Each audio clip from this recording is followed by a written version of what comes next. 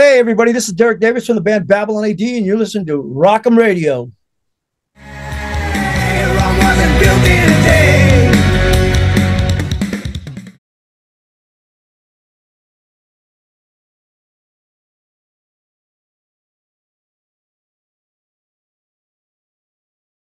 Can you tell us about the inspiration behind this album? Well, we hadn't did a record for a while, and we had a lot of material to choose from that we'd been writing over the years. And we had a few starts and stops. The COVID thing kind of screwed everything up. Our last album that came out, Revelation Highway, in 2017 on Frontiers Record, we thought we were going to put one out, probably 2019, but then as soon as COVID hit, it kind of just messed everything up, anyways, in California it did, Gavin Newsom pretty much locked down everything. And everybody kind of just rested on their laurels for a while. I made a blues album and a soul album. And it wasn't until last year that we started seriously thinking about putting a new album out because of the material that we collected over the last few years. Okay. We had enough material. We had about 18 songs to choose from. So, we started getting seriously about making the new album, and that's where it's at. Yes, it's been since 2017, since Revelation Highway. That's a good album too, huh? Yeah, thank you. Yeah, I thought it was pretty good, How does Rome Wasn't Built in a Day differ from the previous album, both musically and thematically? The last album had 4 or 5 songs that were actually older songs that we had in the can for 20 years, and we kind of put that one together pretty fast, the material. And so that's what's different about that album compared to this album. All this Rome Wasn't Built in a Day has all brand new material that we didn't have demos and stuff like that. We had to make demos for everything, start again from scratch. There was 2 or 3 songs that we had that were probably written about right before COVID, and demoed them, but we just sat on them. And in the meantime, we just kept writing and writing and writing. And like I said, I did a couple different things, the soul album and the blues album, but the band kept writing, slowly but surely, until when we got serious to write the rest of the material for Rome Wasn't Built in a Day. And that was probably only about a 3 or 4 month period. We wrote about another 10 songs, and then we picked the best out of about 18 songs. We picked what we thought was the best 11 for this album anyways.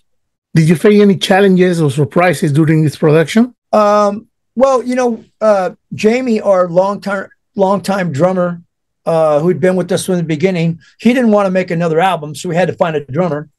Our bass player, Rob Reed, he got injured and he couldn't play bass anymore, so we had to find a bass player. And luckily, Ron Fresky, the guitar player, had been jamming with a drummer and a bass player already. And he said, "Hey man, I already got the guys, we don't need to go looking for anybody." So I did an audition with them, with me and John Matthews, the other guitar player, and they fit just like a glove the very first time we sat down together. So that was the only thing that hiccup that was, concerned us a little bit. If we were going to make the record, we don't have Jamie anymore and we don't have Rob anymore. What were we going to do? But it was basically fixed in about 2 or 3 conversations, and 1 practice. So we I think we did pretty good on that. We got some great players. Why that name? Rome Wasn't Built in a Day. Sounds like, greatness, good things take time. I don't know. Yeah. I mean, I don't really think at the time there was any particular reason. I just thought of that title. I've heard of it before and everything, but it fit the song when I was writing the lyrics. I had a line in the song called "The Gladiators Walked Before You." And so it was like, well, Rome wasn't built in a day, That's kind of like how, what I mean? It just went together, on the broken stones, crushed old bones, the gladiators walk before you. Kind of like, say, this sounds like Roman Empire type of things, that I'm writing here.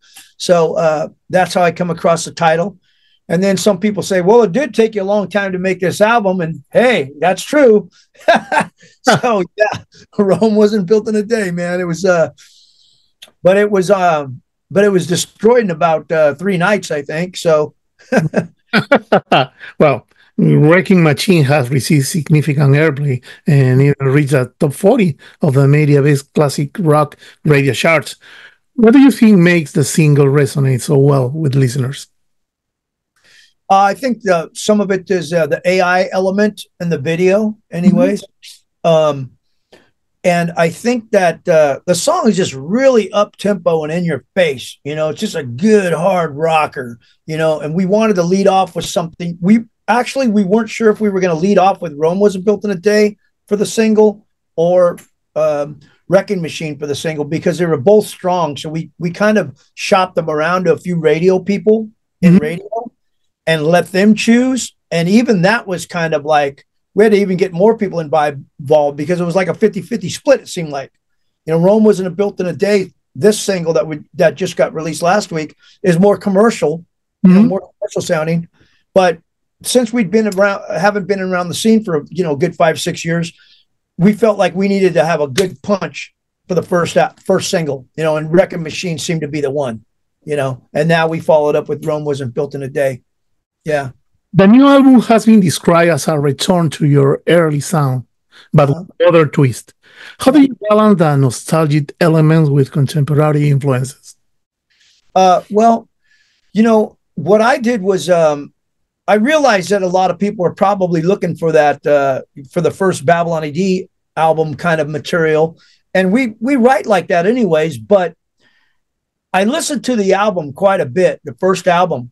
And I listened to it against some other bands that were out around the same time, around 1990. You know, I just listened to it. I listened to the production and I listened to the sound versus other bands. And I kind of thought to myself, well, what made Babylon A.D. a little bit different than most of these other bands? And it seemed to me like we had a lot more weight, a lot more thickness to our sound, especially on that first album. You know, when I played it against other bands, you know, other bands would be like this, you know, compressed like this, you know, but we had, our sound sounded pretty big. So I consciously, when I was producing the record and mixing the record, I constantly made sure that there was a fat low end to it, you know what I mean, as well as the top end. But I thought we just needed that fatness, you know what I mean? And that would, and even though it's modernly produced, you know, we're not using 2-inch tape anymore and stuff like that. I wanted as much of the audio to sound like it was, you know, not digital as much as possible. You know what I mean? So that's how we were working with that. Wow. Do you have any favorite song on the album and why? Well, you know, I write all the lyrics to the songs and I and I do all the melodies and everything else, you know, put the songs together, arrange them, everything. So, I mean, they're all like my children, you know, so some of them are bad stepchildren, you know, some of them I love, some of them I'm like, you little brat, you know, but if I had to choose one song on the album, I think it would be Face of God, because that's the most spiritual and like, I think it's one of the best songs I've ever written. Lyrical content, melodic wise, just what it's about. I think it's more universal than anything I've ever written. You know, so I think Face of God would be the one choice for me. Your debut album, right? Your debut album launched with memorable tracks such as Bang Goes the Bells, Hammer Swing Downs, and The Kids Go Wild, featuring Robocop 2. Yeah. How do you look back on that time in your career and the success of that songs? You know, I mean, it was like riding a rocket. You know, that's kind of how for a good 4 or 5 years. I mean, all we did was eat, sleep, and drink music, and just play concerts and play gigs and do a hell of a lot of partying. I'd tell you that much. And it was, you know, it was mayhem a lot of times. Sometimes it was disorganized. Sometimes it was kind of organized, but we had a lot of fun, man, making that first album and working with Tom Werman on the second album. I mean, it was something, an experience of a lifetime that I only dreamed about when I was a kid. You know what I mean? Something like, you know, that's the only way I could put it, was like living the dream that I thought it might be. Okay.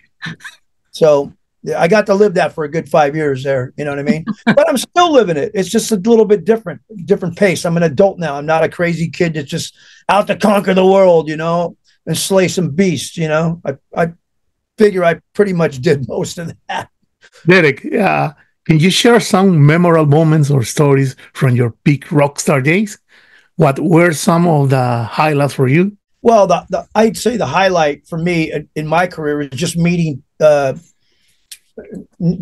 Clive Davis and hanging out with him, and him flying me out to New York and sitting in on A&R meetings, stuff that normal people don't do, or normal people in bands don't do. I mean, I'm sitting here, he'd fly me out, and I'm sitting here at the table with Clive Davis and 10 other A&R guys, and we're picking what song's going to be for Jeff Healey, or what song's going to be for Barry Manilow, even, what I mean, whatever they had to offer. And he'd ask my advice, so I thought that was kind of like a crazy thing that I've always stuck in my mind, but there's so many things that have to do with partying and just doing crazy shit, hanging out with like Sam Kinison, and just the way he does, and just meeting all the people, because we lived down in Hollywood for 5 years, right down, I mean, right off the Hollywood Strip, right there, in the St. James. And it was awesome, man. I mean, Charlie Sheen lived there. I mean, a lot of bands lived there. It was just like nonstop machine of just music and, going places. And you could go out any single night you wanted to. I mean, any night. And it got to a point, I'll be honest with you, where we didn't go out, or I didn't go out on Fridays and Saturdays. You just didn't, because there was too many damn people no matter where you went, You'd go out on Sunday or Monday where there'd be a little bit less people, But living that whole lifestyle down on the Sunset Strip, is kind of I probably the same way Guns N' Roses and Faster Pussycat and Poison and all those guys were living the same thing. I think, anyways. You know what I mean? Wow. I can only say what we were doing, which was some crazy shit. Crazy question. You could go back in time and give advice to your younger selves during the rockstar days, what would you say? I'd probably say be closer and to more friends that I had back then. I had a lot of people that came into my life that became close to me. And then as years went by, we just kind of separated, good musician friends. And we hung out a lot. We'd go to the movies together. We'd do all kinds of stuff. You know what I mean? Mm-hmm. But as time went on, and I moved back to the Bay Area, I didn't keep contact with those people. You know what I mean? I still Facebook them sometimes. They Facebook me, but there's 3 or 4 guys that were really good friends of mine, mm-hmm. That period of time in other bands and things like that. And there was people that I met that I felt like I should have, I'm not really a social person. Like my wife always told me, you got to rub shoulders more. You got to be nice to people. And I figure I'm nice to people, but I don't know. I'm kind of, I've got ADHD, so I'm stick to myself a lot. You know what I mean? But yeah, I think I think I should have listened to what the record company said sometimes, because they'd say shit that I thought was off the wall. But at the same time, I might have had a record deal a little bit longer, maybe another couple albums, if I would have just shut my mouth instead of being such a smart ass and hard-headed. I was a hard-headed son of a bitch. You know what I mean? I'd fight with the record company people all the time. So, they got to a point where, screw you, man. We're the ones with front and everything with the money. You got a bus, you got this, you got that. And it got to a point where I wouldn't, and the rest of the band wouldn't listen to what they said. You know what I mean? And so we were in a bus for quite a few years in touring. And next thing you know, we were in a Winnebago.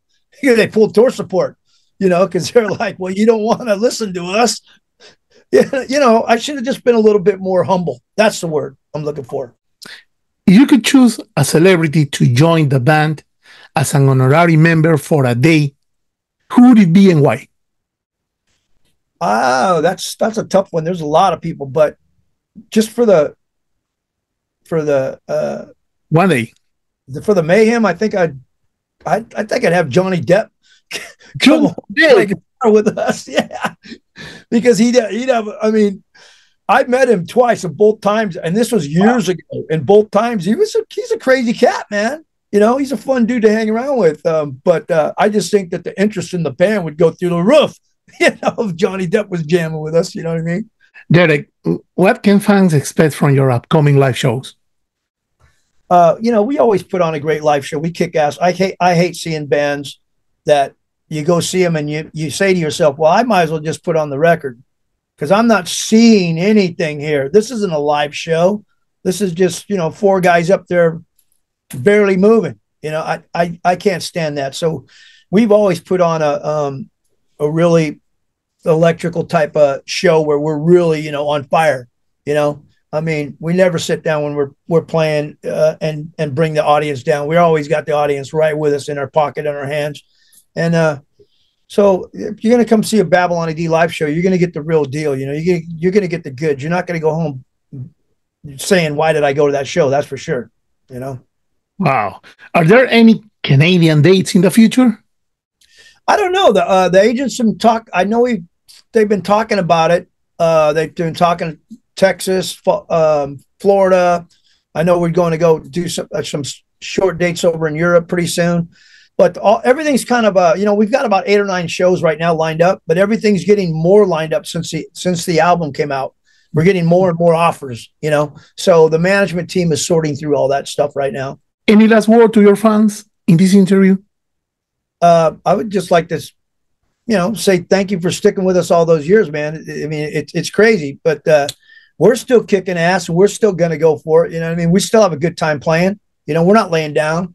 We're still creating. We're going to have another record hopefully about the end of the next year. What they say, Rome wasn't building.